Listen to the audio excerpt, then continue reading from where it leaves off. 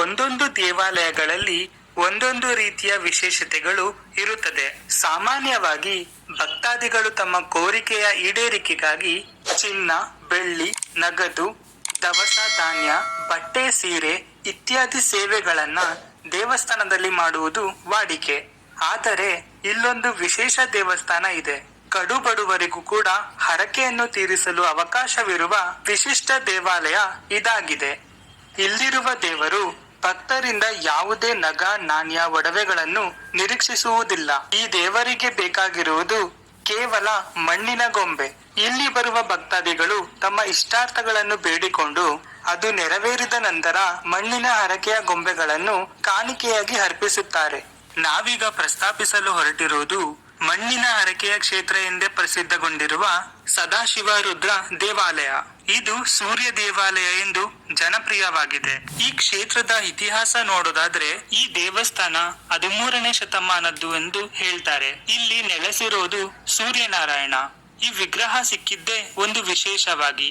ಒಂದು ದಿನ ಒಬ್ಬ ಮಹಿಳೆ ತನ್ನ ಹೊಲದಲ್ಲಿ ಕಳೆಯನ್ನು ಕೀಳಬೇಕಾದ್ರೆ ಅವಳ ಕೊಡಲಿ ಲಿಂಗಕ್ಕೆ ತಾಕಿ ರಕ್ತ ಚಿಮ್ಮುತ್ತೆ.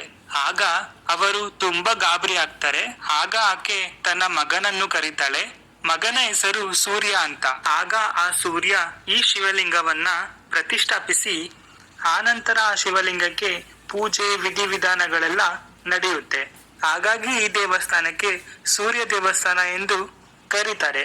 ಅಲ್ಲಿಂದ ಈ ದೇವಸ್ಥಾನಕ್ಕೆ ಜನಸಾಮಾನ್ಯರು ಹೆಚ್ಚಾಗಿ ಬರ್ತಾರೆ.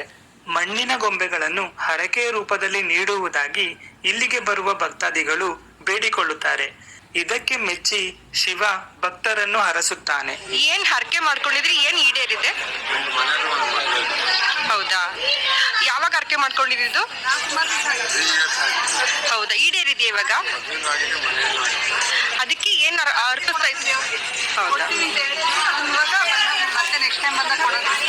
ಈ ಕ್ಷೇತ್ರದಲ್ಲಿ ನಿಮಗೆ ನಾಗಬನ ಹಾಗೇನೆ ಹರಕೆಯ ಬನ ಅಂತ ಸಿಗುತ್ತೆ.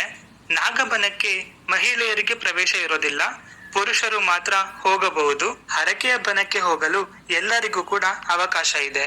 ಹರಕೆಯ ಬನಕ್ಕೆ ಹೋಗ್ಬೇಕಾದ್ರೆ ನಿಮಗೆ ಅಲ್ಲಿ ಒಂದು ದೇವಸ್ಥಾನದ ಕಲ್ಯಾಣಿ ಸಿಗುತ್ತೆ. ಆ ಕಲ್ಯಾಣಿಯ ಮಧ್ಯದಲ್ಲಿ ಒಂದು ಮಂಟಪದ ರೀತಿಯಲ್ಲಿ ಕಾಣಿಸುತ್ತೆ. ದೇವರನ್ನ ಈ ಮಂಟಪದಲ್ಲಿ ಇರಿಸಿ ಉತ್ಸವದ ರೀತಿಯಲ್ಲಿ ಆಚರಣೆಯನ್ನು ಕೂಡ ಮಾಡಲಾಗುತ್ತದೆ. ಸೊ ಹರಕೆಯ ಬನಕ್ಕೆ ನಿಮಗೆ ಬೆಳಿಗ್ಗೆ 7 ಗಂಟೆಯಿಂದ ಸಾಯಂಕಾಲ 6 ಗಂಟೆ ತನಕ ಪ್ರವೇಶ ಇರುತ್ತೆ. ಸೊ ನೀವು ಕೊಡುವಂತಹ ಮಣ್ಣಿನ ಗೊಂಬೆಯ ಹರಕೆಯನ್ನ ನೀವು ಈ ಹರಕೆಯ ಬನದಲ್ಲಿ ಕೊಡ್ಬೇಕಾಗುತ್ತೆ. ನಿಮಗೆ ಪುರೋಹಿತರು ಯಾವ ರೀತಿಯಾಗಿ ಮಣ್ಣಿನ ಹರಕೆಯನ್ನ ಇಲ್ಲಿ ಇಡುವುದಕ್ಕೆ ಹೇಳ್ತಾರೆ ಆ ರೀತಿಯಾಗಿ ಮಾಡಬೇಕಾಗುತ್ತೆ. ಸೊ ಇಲ್ಲಿ ನೀವು ನೋಡ್ಬೋದು, ಮಧ್ಯದಲ್ಲಿ ಶಿವಲಿಂಗ ಇದೆ. ಸುತ್ತಲೂ ರಾಶಿ ರಾಶಿ ಮಣ್ಣಿನ ಹರಕೆಯ ಗೊಂಬೆಗಳನ್ನ ಭಕ್ತರು ಇಲ್ಲಿಗೆ ಬಂದು ಅರ್ಪಿಸಿದ್ದಾರೆ. ಹೆಚ್ಚಾಗಿ ನೀವು ಇಲ್ಲಿ ಮನೆಗಳ ಗೊಂಬೆಗಳನ್ನು ನೋಡ್ಬೋದು. ಹಾಗೇನೆ ಮಗುವಿನ, ತೊಟ್ಟಲಿನ, ಗಂಡು ಹೆಣ್ಣಿನ, ವಾಹನಗಳ ಗೊಂಬೆಗಳನ್ನ ನೋಡ್ಬೋದು. ಇಲ್ಲಿ ರಾಶಿ ರಾಶಿ ಗಟ್ಲೆ ಗೊಂಬೆಗಳನ್ನ ಅರ್ಪಿಸಿದ್ದಾರೆ. ಸೊ ಈ ಕ್ಷೇತ್ರ ಧರ್ಮಸ್ಥಳಕ್ಕೆ ತುಂಬಾನೇ ಹತ್ತಿರದಲ್ಲಿದೆ. ಧರ್ಮಸ್ಥಳದ ಹತ್ತಿರ ಉಜಿರೆ ಅನ್ನೋ ಪ್ರದೇಶದಿಂದ ಬಹಳ ಹತ್ತಿರದಲ್ಲೇ ಈ ಕ್ಷೇತ್ರ ಇದೆ. ಸೊ ನೀವು ನೋಡ್ಬೋದು, ರಾಶಿ ರಾಶಿ ಮಣ್ಣಿನ ಗೊಂಬೆಗಳನ್ನ ಹರಕೆಯ ರೂಪದಲ್ಲಿ ಭಕ್ತರು ನೀಡಿದ್ದಾರೆ. ನಾನು ಹೆಚ್ಚಾಗಿ ನೋಡಿದ್ದು ಮಣ್ಣಿನ ಮನೆಯ ಗೊಂಬೆಗಳನ್ನ ಹೆಚ್ಚಾಗಿ ಹರಕೆ ತೀರಿಸಿರೋದು. ಸೊ ಇಲ್ಲಿಗೆ ಬಂದವರು ಹೆಚ್ಚಾಗಿ ಮನೆ ಕಟ್ಟಿದ್ದಾರೆ ಅಂತ ಒಂದು ಗೆಸ್ ಮಾಡ್ಬೋದು. ಸೊ ಇಲ್ಲಿ ಮಣ್ಣಿನ ಗೊಂಬೆಗಳು ಎಲ್ಲಿ ಸಿಗುತ್ತೆ ಅಂತ ಸಾಕಷ್ಟು ಜನಕ್ಕೆ ಸಂಶಯ ಹುಟ್ಟಿರುತ್ತೆ. ಸೊ ಅದಕ್ಕೂ ಕೂಡ ಈ ದೇವಸ್ಥಾನದಲ್ಲಿ ವ್ಯವಸ್ಥೆ ಇದೆ.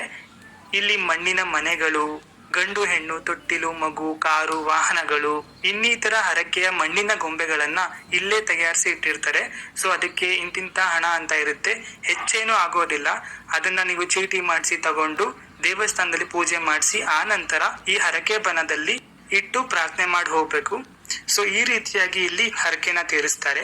ಸೊ ನೀವು ಕೂಡ ಈ ಕ್ಷೇತ್ರಕ್ಕೆ ತಪ್ಪದೇ ಭೇಟಿ ನೀಡಿ. ಧರ್ಮಸ್ಥಳಕ್ಕೆ ಏನಾದ್ರು ಬಂದ್ರೆ ಈ ದೇವಾಲಯಕ್ಕೆ ಬರೋದನ್ನ ಮರಿಬೇಡಿ. ಇನ್ನೊಂದು ಮಾಹಿತಿ ಏನಪ್ಪಾ ಅಂದ್ರೆ, ನೀವು ಮನೆಯಲ್ಲೇ ಕೂತ್ಕೊಂಡು ಸದಾಶಿವ ದೇವರನ್ನ ನೆನೆಸ್ಕೊಂಡು ಹರಕೆನ ಮಾಡ್ಕೋಬಹುದು. ಹರಕೆ ಈಡೇರಿದ ನಂತರ ಇಲ್ಲಿಗೆ ಬಂದು ಮಣ್ಣಿನ ಗೊಂಬೆಯನ್ನ ಅರ್ಪಿಸಿ ನೀವು ಹರಕೆನ ತೀರಿಸಿ ಹೋಗ್ಬೋದು. ಈ ಕ್ಷೇತ್ರದ ಮಾಹಿತಿ ನಿಮಗೆ ಇಷ್ಟವಾಗಿದ್ದಲ್ಲಿ ಈ ವಿಡಿಯೋಗೊಂದು ಲೈಕ್ ಕೊಟ್ಟು ನಮ್ಮ ಚಾನಲ್ ಅನ್ನ ಸಬ್ಸ್ಕ್ರೈಬ್ ಮಾಡಿ.